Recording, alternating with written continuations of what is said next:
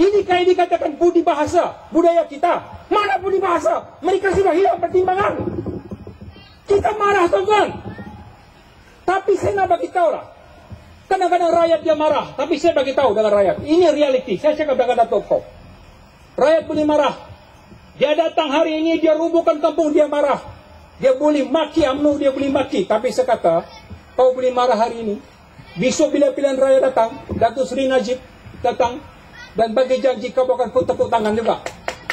Oh, inilah yang kami mau. Datuk, dia pun ceritalah. Datuk, dia cerita begini, okay, don't worry, we will take care of you. Rumah sudah diroboh, nyata sudah dianiaya. Dia boleh percaya dengan janji pemimpin UMNO, sokong UMNO lagi. 5 tahun dia bagi lagi. Kamu yang dibuat perbandingan. Dia kata UMNO bagi 100, UMNO bagi 500, PAS bagi apa? DAP bagi apa? PKR bagi apa? DAP bukan bagi ada apa-apa. 500, 100 dijadikan pertandingan. Berapa banyak dia boleh. Tapi dia lupa kesengsaraan dia. Sekian lama dia duduk tetap di atas tanah haram. Tanah boleh jadi haram bagi UMNO. Kelab-kelab malam, kelab-kelab judi, tempat pelacuran yang haram boleh jadi halal. Sebab lesen dia bagi. Yang patronize dia siapa? Pemimpin-pemimpin UMNO juga. Yang dapat keuntungan siapa? Lesen-lesen. Siapa dia dalam tu? Boleh cek dengan Suruhanjaya Syarikat Malaysia. Siapa ada dalam tu? Saudara rejim dibangkitkan soal sijalanan negeri. Palsu. Berapa banyak kroni-kroni lain yang jelas memang memalsukan. Kenapa tidak dibangkitkan? Karena saudara Jimmy seorang pemimpin pembangkang. Kenapa dia harus tegas dalam perjuangan dia? Sebab dia yakin dengan perjuangan ini. Kalau dia mau cari kekayaan, dia boleh join MCA, boleh join DAP, dia boleh jual diri dia. Sebagaimana yang berlaku di Perak. Di Perak yang berlaku di Perak kepada Osman Jailu dan Jamaluddin, YB. Semata-mata untuk mencemarkan image PKR. Ditangkap karena kononnya menerima habuan seks. Berlaku sewaktu Pakanan Rakyat pemerintah di Perak.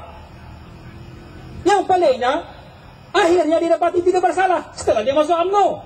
Dia keluar daripada Pakatan Rakyat dan mengisytiharkan bebas. Bebas itu bebas UMNO lah. Dia cuma berselindung sebentar saja. Bebas bermakna PKR ini bukan sebuah parti yang mengamalkan rasuah. Dia bebas di zaman UMNO pula. Bagaimana boleh kita mempercayai sebuah badan yang ditugaskan untuk menjaga kebajikan rakyat bertindak mengkhianati rakyat? Sebab itu semalam dalam satu forum, kalau kita tengok dalam TV1, dia bercakap soal cukai lembaga hasil dalam negeri. Haram atau tidak?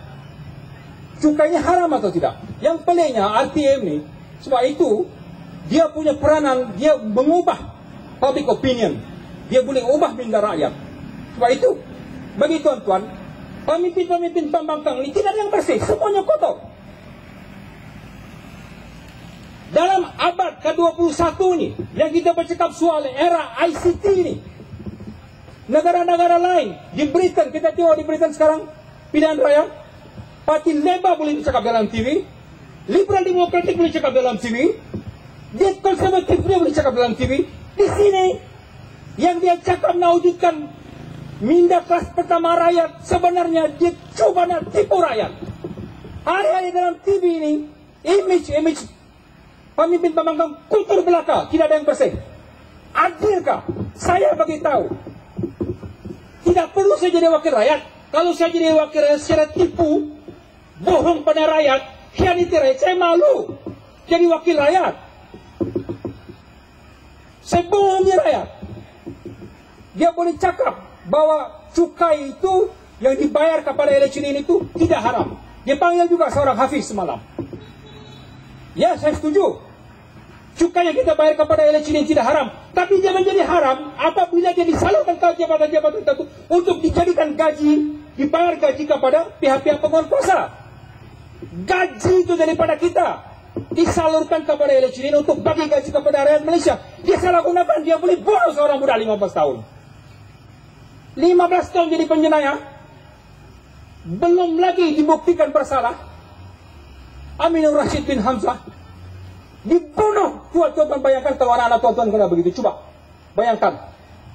Tidak kita merasa pilu tidak kita merasa sedikit pun sedih dengan keadaan yang berlaku.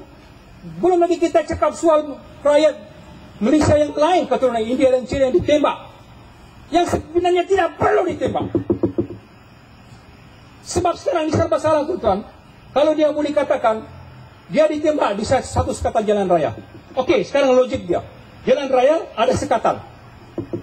Bagaimana kita boleh tahu yang membuat sekatan itu adalah polis sebenar atau polis menyamar? Baru berlaku sekarang. Polis boleh menyamar. Sebenarnya bukan polis, perompak.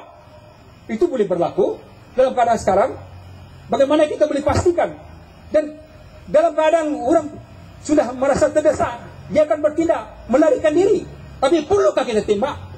Kemudian kita sendiri buat satu andaian bahwa dia adalah penjenayah. Saya rasa ini, tuan-tuan, kita belum mencapai tahap standar antara bangsa dalam kita menilai sesuatu masalah di negara ini. Jadi saya fikir, tuan-tuan dan puan-puan, saya bercakap dengan Dr. Pong Ho Meng. Saya secara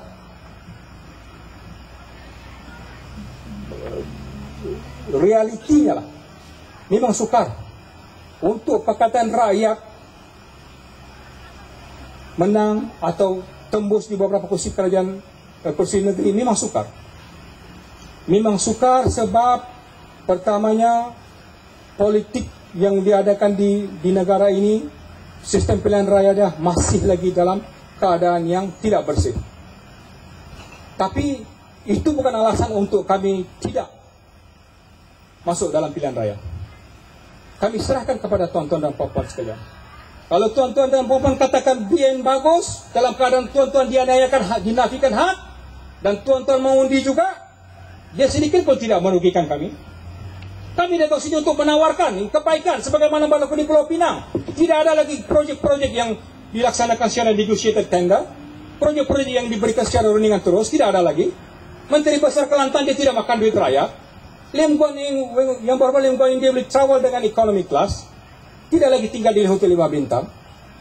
Kalau dia mau lakukan lebih daripada itu, dia boleh buat. Tuan-tuan sudah boleh melihat sendiri. Tuan-tuan sudah menilai sendiri. Tuan-tuan tidak boleh lagi termakan dengan tuduhan UMNO bahwa ya, mereka belum berkuasa, sudah berkuasa, mereka juga akan buat macam UMNO. Tidak betul, tuan-tuan. Kalau begitu, bagus kami masuk UMNO semua. Jadi pengamis di itu UMNO. Sebagaimana orang-orang yang sekarang dalam beberapa bulan yang lepas, ramai wabi yang melompat, bawa pergi Amerika, oh makan angin, seronok. Tapi tuan-tuan, itu bukan pemimpin. Itu penyangak dan penyamun. Malu, tuan-tuan. Nak panggil yang bawa hormat, wakil rakyat, malu. Malu pada diri sendirilah seorang-kurangnya. Pada anak-anak kita lah. Malulah kita pada anak-anak kita. Bapa aku ni dulu menang atas tiket PKR, lepas tu lompat, jadi ahli bebas. Tengok-tengok kekayaan dia luar biasa. Tak malukah kita dengan anak-anak kita? Kita nak didik anak-anak kita menjadi seorang yang berprinsip. Tak malukah kita? Tapi kita sendiri menjadi contoh teladan yang buruk kepada anak-anak dan keluarga kita. Malu, tuan-tuan. Wah, itu saya katakan, saya berbangga pada malam ini. Berbangga kerana pemimpin yang dulu sebaris dengan kita adalah seorang pemimpin. Ya, bagi saya, saudara yang kecil yang menempuh pelbagai cabaran. Tadi saya tanya dia, kita mesti ingat bagaimana tangan dia waktu yang terlibat dalam accident, ya, pelanggaran suatu ketika dulu. Kita tidak tahu, ya, pelbagai andaian kita boleh buat. Tapi biarlah, kita orang Islam yakin. Kita mesti yakin bahawa segala apa yang kita lakukan, penganiayaan ke atas manusia, pasti akan ada balasannya satu hari nanti. Dan kita mesti yakin bahawa UMNO Barisan Nasional tidak akan selama-lamanya berkuasa di Malaysia ini. Lambat laun mereka akan jatuh. Sama ada mereka akan jatuh secara mulia atau hina, rakyat yang akan menentukan. Dengan itu, tuan-tuan dan bapak sekalian, saya sudahilah ceramah ini pada malam ini. Mudah-mudahan akan timbul kesedaran di kalangan kita. Timbul kesedaran. Kita bagi tahu kawan-kawan kita, mari, kalau dulu kita asyik makan di restoran UMNO, kita coba pula restoran yang lain. Mungkin di sana lebih sedap. Kalau asyik makan di restoran UMNO saja, Barisan Nasional, tak cuba restoran lain, kita tak akan tahu sedap atau tidaknya makanan tersebut. Mudah-mudahan insya-Allah ya, kita akan berubah pada pilihan yang akan datang. UMNO bagi duit, ambil. Dia bagi apa? Ambil. Itu bukan duit UMNO, itu duit kita yang kita bayar kepada pihak kerajaan. Ya.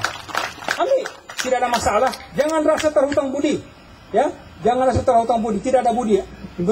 Kita yang sebenarnya berbudi pada mereka, letakkan mereka pada kedudukan yang baik, dia salah gunakan kuasa dia. Sekian, saya sudahi dengan wabillahi taufiq. Assalamualaikum warahmatullahi wabarakatuh.